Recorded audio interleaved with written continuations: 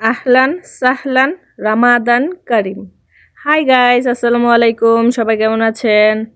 এই তো আলহামদুলিল্লাহ, আমরা সবাই আল্লাহর রহমতে ভালো আছি। এই যে এখন শুরু করলাম ইফতারি ভাজা, কারণ আমাদের এখানে আজ ৮ রমজান চলে যাচ্ছে। তো আমরা সমোসা বানাচ্ছিলাম ৩ রকমের, আমি ভাজি করছি আর আপনাদের ভাই আমাকে সাহায্য করছিল। একটা হচ্ছে কিমা, আরেকটা হচ্ছে বাটার, আর আরেকটা হচ্ছে ব্যানানা দিয়ে নতুন স্টাইলে আপনাদের ভাইয়ার।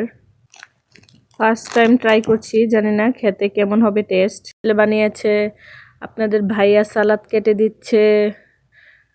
এই তো সবাই মিলেমিশে ইফতারি বানাচ্ছিলাম। এরই মাঝে ছোটু মিয়াকে একটা ধমক দিয়েছি। ছোটু মিয়া তো কান্নাকাটি করে একদম বেহাল অবস্থা। তোর বাবা ওকে কুলে নিয়ে ওকে হাত করাচ্ছে। তো এই যে মেজু সাহেব ৮ রমজান ৮টা রোজাই রেখেছে। বড় সাহেব চুল আঁচড়াচ্ছে, আর আমি এদিকে ইফতারি বাচ্ছি, আলুর চপ, বেগুনি, পেঁয়াজু। এই যে আপনাদের ভাইয়া। তো সবাই এখন আমাদের এখানে আসরের টাইম, বাচ্চারা গোসল করে ইফতারির জন্য রেডি হচ্ছে। আর আপনাদের ভাইয়া বাটার দিয়ে বলতেছে তোমাদেরকে একটা অন্যরকম সমোসা খাওয়ার শিখাই, বাটার দিয়ে দেখো কীরকম টেস্ট। এই যে এটা হচ্ছে কিমা, মাংসের কিমার। আমরা বাটারটা তেমন নুনতা নুনতা খাইনি। আর আপনার ভাই বলতেছে আরেকটা দাও, কলা দিয়ে বানাই দিই, দেখো কীরকম লাগে তোমাদের। তো এটা হচ্ছে খেজুর সুক্কারি, আজকে একটু অন্যরকম খেজুর আনলাম সুক্কারিটা। তো এগুলো হচ্ছে শসা সালাতের জন্য, আর এটা হচ্ছে একটা মরিচ, খুবই বড়। এটা ওরা বিরিয়ানির সাথে, ক্যাপসার সাথে, ইফতারির সাথে খায়, আনে বাসায়। তো এই তো আমার প্রায় আলু চপ ভাজা কমপ্লিট। তো এরই মাঝে আমাদের বাসা থেকে হঠাৎ করে, সৌদি আরবে যদিও কখনো কারেন্ট যায় না, হঠাৎ করে চলে যায়। 1 মিনিট ছিল না, বাসা অন্ধকার। তারপর আবার সাথে সাথেই চলে আসে। এই যে ছোট মিয়া এপাশ ওপাশ দুষ্টামি, খাবার খাবে না, কিচ্ছু খাবে না, একদম শুকিয়ে লম্বা হয়ে যাচ্ছে না খাইতে খাইতে। তো আপনাদের ভাইয়া বলতেছে যে আমি তো কালো মানুষ, আমাকে ভিডিও করে কেন?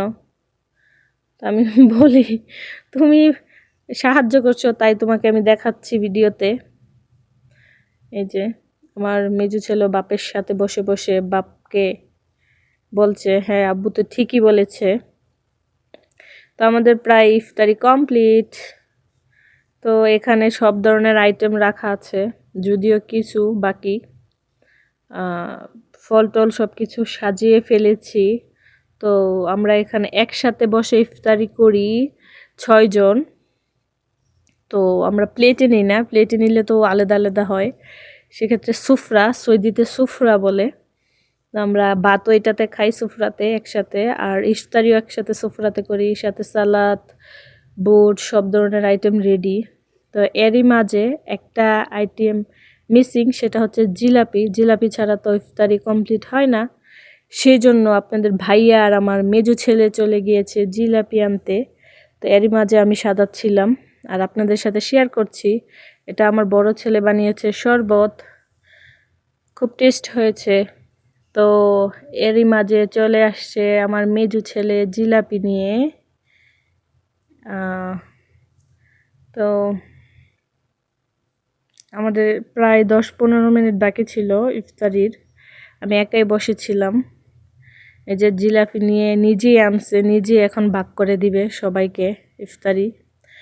তো উনি রোজা রাখে, তার কারণে একটু মেজাজ খিটখিট হয়ে থাকে, কারণ উনি জীবনের প্রথম রমজান, প্রথম রোজা রেখেছে। আজকে 8 দিনে 8টা রোজা। সবাই দোয়া করবেন আমাদের জন্য, আর মেজু সাহেবের জন্য। মেজু সাহেব প্রথম রোজা রেখেছে, আপনারা ওনার জন্য দোয়া করবেন।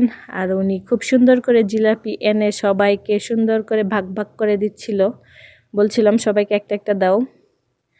তো সবাইকে একটা একটা করে দেওয়ার পরে বাকি 2টা ছিল, ওই 2টা নিজের ভাগে রেখে দিয়েছে। কারণ ইফতারির আগে মনে হয় যে পেটে প্রচুর ক্ষুধা, সবার ক্ষেত্রে এরকম মনে হয় যে আমি সবগুলো আমার একাই হবে না।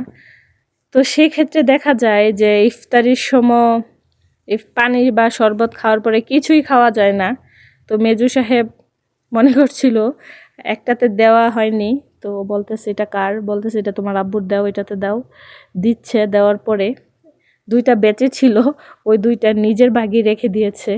যদিও এতগুলো ইফতারি সবাই খায় না, অল্প কিছু খাওয়ার পরে অনেকগুলো বেঁচে যায়, খাওয়া হয় না, মনে হয় যে ইফতারির আগে সবগুলো আমারই হবে না। তবে দেখা যায় ইফতারির পর শরবত খাওয়ার পর আর কিছু তেমন খাওয়া হয় না, বেশ কিছু খাবার দাবার থেকে যায়। তো আপনাদের ভাই বলতেছে এখানে মসজিদে একটা বাঙালি ছেলে কাজ করে, তো ওকে তুমি প্লেটে সাজিয়ে রেখো, আমরা দিয়ে আসবো, ওকে এতগুলো বানাও, খাওয়া হয় না। আর আমাদের পাশে তো আর মুসলমান তেমন সাইডে নাই প্রতিবেশী, তো ওরা যারা আছে ওরা অন্য দেশের এইসব ধরনের খাবার খায় না, ভাজা পোড়া, ওরা অন্য খাবার খায়, সৌদিয়ানদের খাবার খায়। তো এই তো সময় কাটে না, সেজন্য মেজু সাহেব একটু পরপর ঘড়ির টাইম দেখে মোবাইল নিয়ে বসে, কখন সময় হবে, কখন ইফতারি খাবো। মানে আসলে এই টাইমটা মনে হয় যেন শেষই হচ্ছে না, এই একটুখানি সময় বাকি আছে। তো এরই মাঝে সবাই চলে আসবে, কারণ ইফতারির সময় প্রায় হয়ে গিয়েছে। তো আমরাও বসে আছি ইফতারি সামনে নিয়ে, কখন টাইম হবে আর আমরা কখন ইফতারি করব। বেশিক্ষণ সময় নেই ইফতারির। তো আমরা সবাই এখানে বসে মা ছেলেরাও কথা বলছিলাম যে এপাশ ওপাশ বসো।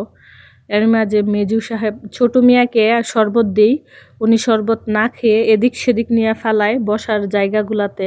এই যে ওয়ান টাইম নিয়ে রাখছে শরবত, বলে একটু পরপর দেও, দিলে তো খায় না, না খেয়ে করে কি এপাশ ওপাশ নিয়ে সাইড দিয়ে ফেলায়, খায় না, একদম খায় না।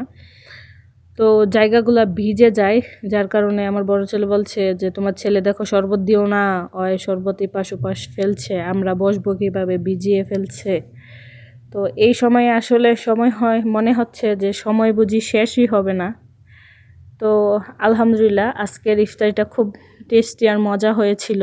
আমরা সবাই একসাথে বসে ইফতারি করেছি, আপনাদের সাথে শেয়ার করেছি আমাদের ইফতারিগুলো কীরকম হয়েছে, অবশ্যই বলবেন। কাকে কম বেশি দেওয়া হয়েছে জানি না, তবে